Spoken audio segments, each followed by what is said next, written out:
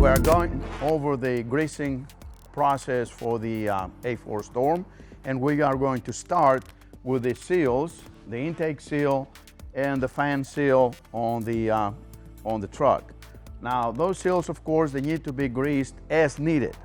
It is not a necessary timing there. However, when the sweeper is being washed every day or every other day, eventually that grease is going to wash off, and then of course you need to put some more grease on it to keep those seals moist. If those seals are not greased, they're going to dry up, and of course they're going to lose the seal between the hopper and the fan housing and the intake. Just like any other sweeper that we have, greasing the sweeper requires just a handheld grease gun. Now again, besides the seals for the intake and the fan, anything else on this sweeper, of course, it needs to be greased monthly, except the bearings, which we're going to talk about here in just a little bit. So since we are on the right hand side of the sweeper, greasing the broom arm, it is actually only one grease point that is on the U-joint right here, and all you need, of course, it is the handheld grease gun. You put it there, and all you need is one pump. That will be good for 1 month. Moving to the left side curb broom, of course, we're going to grease the U-joint as well, just like we did on the right hand side. So, and there is the grease fitting right there. One shot of grease, and that should be good for the month. Once a month. We are going to move to the back of the sweeper, and then we're going to grease the hopper hinges. All the greasing points, again, will have to be greased once a month, except the 3 grease fittings that go to the bearings. Again, those will have to be greased every 250 hours. 1 ounce of grease, which means is about a pump and a half to those grease fittings under here. Now, the grease that you will use is a 000. That is the specification for the grease that you use, except when you grease the seals. The seals, you do not have to use any expensive grease, just a regular grease, and all you need is a spatula or maybe a wood spreader to put that grease on the seals. All the greasing points, again, will have to be greased once a month, except the 3 grease fittings that go to the bearings. Again, those will have to be greased every 250 hours. 1 ounce of grease, which means is about a pump and a half to those grease fittings under here. Now, the grease that you will use is a 000. That is the specification for the grease that you use, except when you grease the seals. The seals, you do not have to use any expensive grease, just a regular grease, and all you need is a spatula or maybe a wood spreader to put that grease on the seals.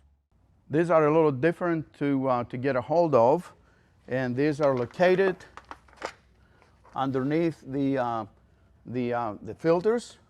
They are 3, 2 of them for the fan shaft bearings, and 1 for the bearing that it's in the back of the engine. Now those, they have to be greased once every 250 hours. Of course, when the sweeper leaves the factory, they're already greased, so they're not going to have to be greased until the next 250 hours. Now, always remember, these 3 grease fittings, they have tubes that go to those bearings. So every so often you need to be able to, you should be inspecting those tubes to make sure they're not crushed, they're not bent, or they're not cut. So the grease actually goes to those grease fittings. We're at the rear of the sweeper. These are the 2 hopper hinges. We have 2 grease fittings. One shot of grease.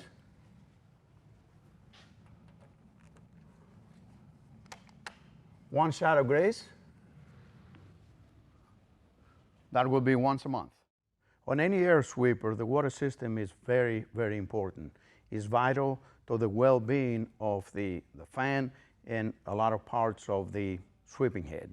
So therefore, always there's a need to maintain the components of the water system well. One of those components, of course, it is the water filter. The water filter, always to take the water filter out, if there's water inside the tank, make sure that you cut off the valve so there's not water going to drain out of the water tank. So you take the water filter out, and there it is. This is the water filter. Now, depending on where the operator gets the water from, eventually at some point in time the water filter can get clogged up. So it needs to be taken out, rinsed off, and put back in place.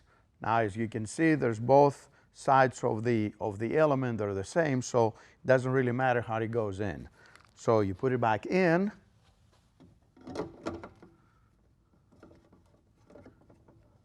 Put the end cap on,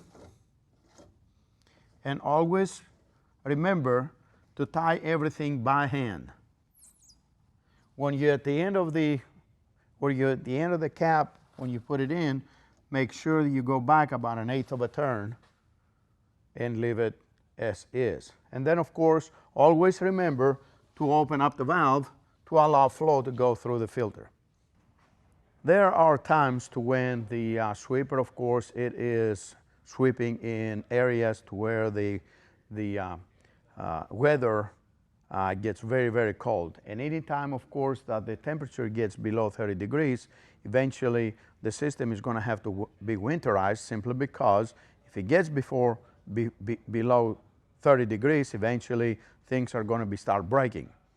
Now, in order to do that, of course, the first thing, of course, you have to do it is to take the filter cap off, leave the valve open to where all the water will run out of the tank and out of the filter as well. However, at the end of the manifold, there is an air valve, and of course, if you turn on all the functions, all the water functions inside the console, and put an air chuck on at the end of the manifold, you can actually push all the water out of the nozzles and out of the hoses. Now, at that point, of course, there is a situation to where the water is not coming out of the pump. So therefore, that is going to have to be winterized as well. So at that point, what you can do, you can actually leave some water inside the tank just above the low water sensor, and then put some RV antifreeze. Again, I repeat, RV antifreeze, which is environmentally friendly, and then, of course, run your water system so that environmentally friendly water will run through the pump, so therefore the pump will be winterized. A very important maintenance process on the air sweepers is actually the auxiliary engine or the propulsion engine air filter, for that matter. So both engines, they will actually have to have the air filter serviced. Now, the reason is because it's an air filter, that filter, of course, is going to get clogged up with dust. That means that air filter needs to be dusted off or cleaned up or replaced at certain times. I will go over the steps how that needs to be done. So, of course, the filter will have to be cleaned and or replaced at certain times whenever that is necessary. So to do so, you lift on the latch, turn it, pull the cap off, and then there is the filter element. Now, on all sweepers, all air sweepers, the filters, of course, they are a two-part filter. This is the secondary,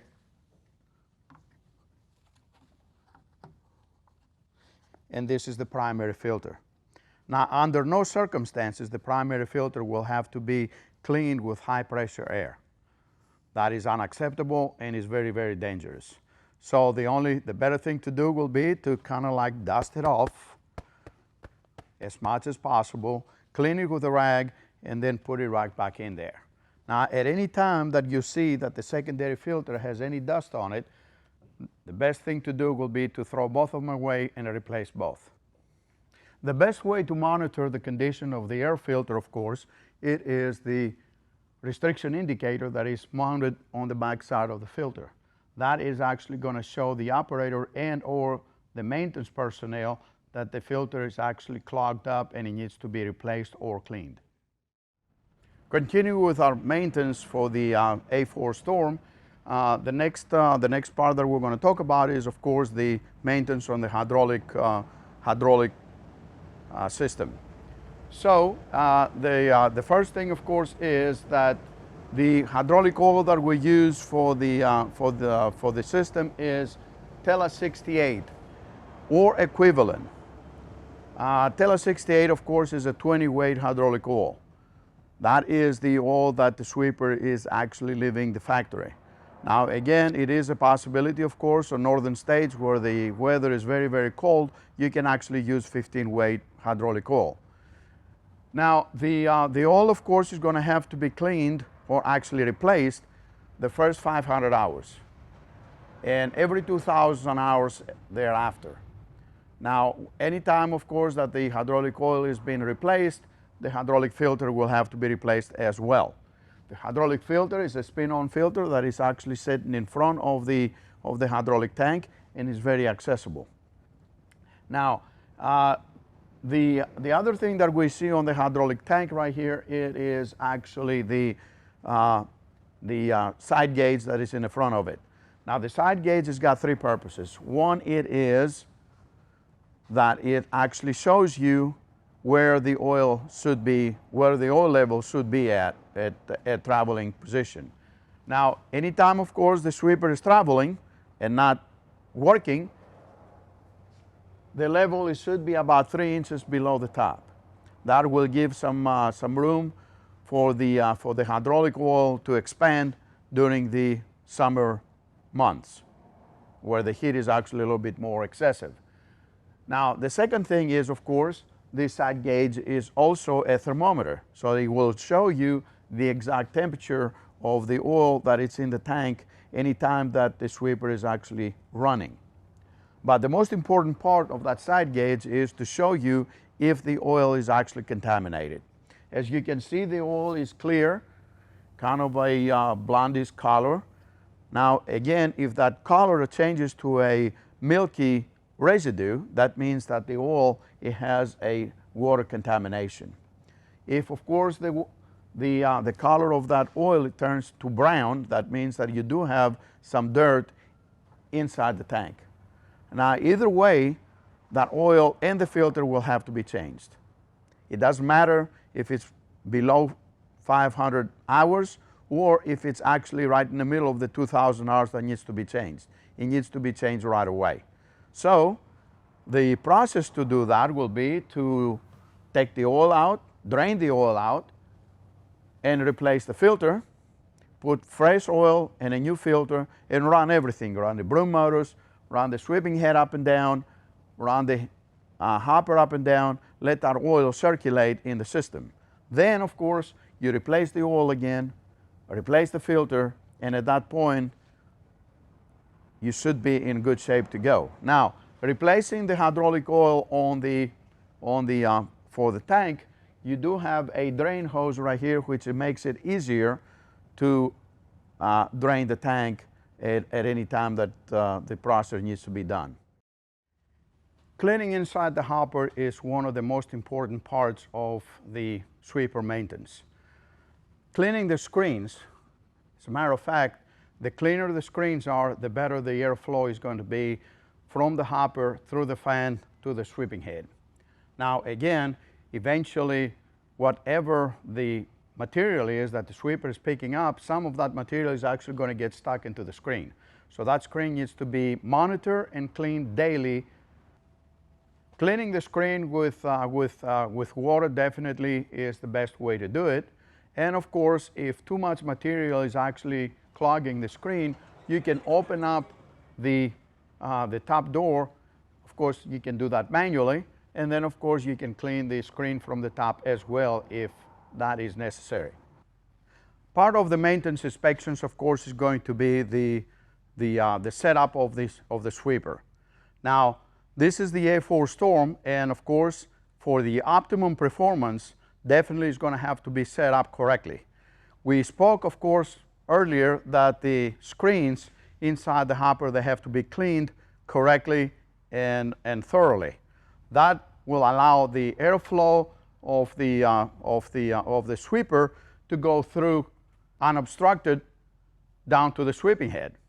Now, of course, when the air comes down through the fan housing and pushes down into the sweeping head is going to have supposed to be sealed all the way around. That means on the left-hand side plate, the side plate should be completely on the pavement. The rear flap needs to be completely on the pavement without any gaps between the pavement and the rear flap. And also, the right side sweeping head skid is supposed to be flat on the pavement as well. This is the left gutter broom. The left gutter broom and the right gutter broom, what they're doing is actually diverting the debris that they're going forward to the path of the sweeping head. So therefore, the left broom should be adjusted correctly, and the correct adjustment is the broom should start striking at 9 o'clock and releasing the debris at 1 o'clock.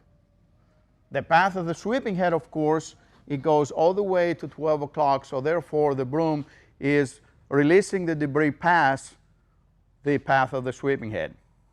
This is the right side of the A4 Storm. The gutter broom, of course, it is adjusted correctly. As you can see, it starts striking at 3 o'clock, and of course it releases at 11 o'clock. That will actually allow the broom to clean the curb as it goes down the road and divert the debris past the path of the sweeping head. The sweeping head, of course, as you see right here, is flat on the ground on the side, so therefore there is no blow-by on either side of the sweeping head. Now the sweeping head, we can see all the way across, it actually seals in the back of the sweeping head. This is the optimum adjustment on the sweeping head on the A4 Storm. Now, of course, anytime that the rear flap is actually worn out, that is going to have to be adjusted, and then the adjustment on that situation will be the two side plates. They're going to have to be adjusted up just enough to where the rear flap is actually sealing to the ground.